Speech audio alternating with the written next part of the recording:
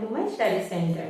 তো আজকে আমরা শিখবো হলো যে ক্লাস 11 সেমিস্টার 1 কি কি রয়েছে। তো আমি আজকে অ্যাকাউন্টেন্সি ব্যাপারে আমি তোমাদের বোঝাবো, কিন্তু তার আগে বলছি ক্লাস 10 পরীক্ষা দেওয়ার পর কি ভাবছো যে কি নেবে না নেবে, তিনখানা জানো তোমাদের চুজ করার থাকে, একটা আর্টস, সায়েন্স আর কমার্স। তো কমার্স মানে বাণিজ্য বিভাগ, তো বাণিজ্য বিভাগেরই একটা পার্ট মানে একটা সাবজেক্ট অ্যাকাউন্টেন্সি, সেই বিভাগের ব্যাপারেই আমি বিস্তারিতভাবে আলোচনা করছি। তো বাণিজ্য বিভাগে নানান সাবজেক্ট থাকে, যেমন হলো accountancy, business study, law, cost and tax.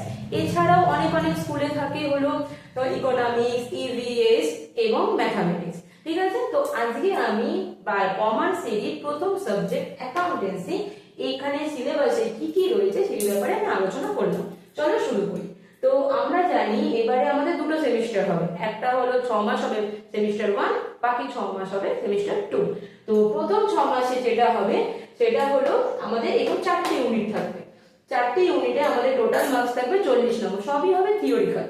ঠিক আছে, তো প্রথম ইউনিটে কি আছে, introduction and theory. Introduction and theory মানে এই অ্যাকাউন্টেন্সিরই কাকে বলে, বৈশিষ্ট্য কি, লিমিটেশন কি, এইগুলোর ব্যাপারে লেখা থাকবে। সেখানে থাকবে তোমার মাত্র 12 মার্কস। তারপরে 2 নম্বরে আছে ফান্ডামেন্টাল অ্যাকাউন্টিং প্রসেস 1টা এখানে থাকবে, 2টা আবার বাকি যে 6 মান্থ আছে সেখানে থাকবে।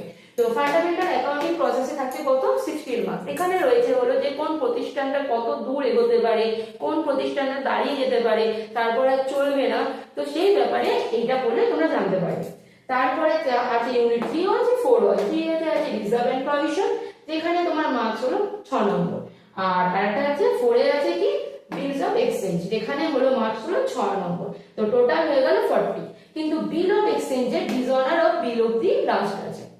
ঠিক আছে, এগুলো সবই হবে এমসিকিউ, মানে হলো থিওরিক্যাল বেসিক পরীক্ষা। তোমরা খুব ভালো করে সবকটা ভালো করে কাকে বলে কি এগুলো সব ভালো করে পড়তে হবে, পড়ে তোমাদের কিন্তু পরীক্ষায় বসতে হবে।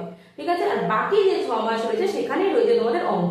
যেমন আমরা ক্লাস 1, 2 তে ও আবার শিখে তারপর আমরা ছোট ছোট সেন্টেন্স বানাতে শিখি, তেমনি আমাদের 11টা ভালো করে শিখতে হবে, শিখলেই আমরা 12 কিন্তু ভালো করে পড়তে পারবো।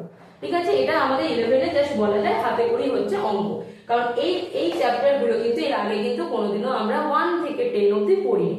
ঠিক আছে, তো আজকে আমি কমার্সের ব্যাপারে আলোচনা করলাম, সেটা হলো অ্যাকাউন্টেন্সি সেমিস্টার 1 এর ব্যাপারে।